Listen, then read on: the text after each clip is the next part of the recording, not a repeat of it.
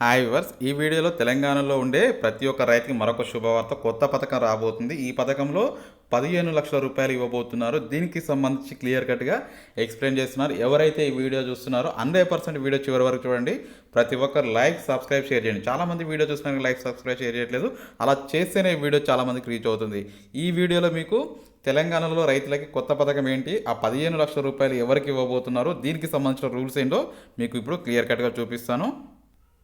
చూసుకోవచ్చు. సరికొత్త పథకం రైతులకి 15 లక్షల రూపాయలు.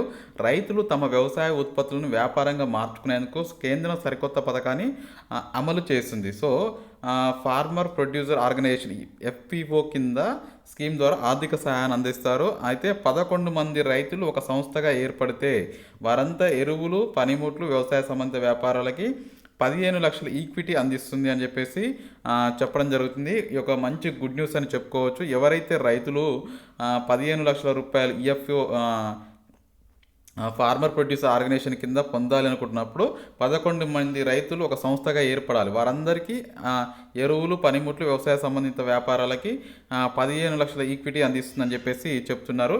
సో రైతులకి ఇది ఒక మంచి శుభవార్త అని చెప్పుకోవచ్చు. ఎవరైతే మన వీడియో చూస్తున్నారో ఇటువంటి ఎన్నో పథకాలు మీ ముందుకు తీసుకురావడం జరుగుతుంది. కాబట్టి మన ఛానల్ని సబ్స్క్రైబ్ చేసుకోండి ఫ్రెండ్స్.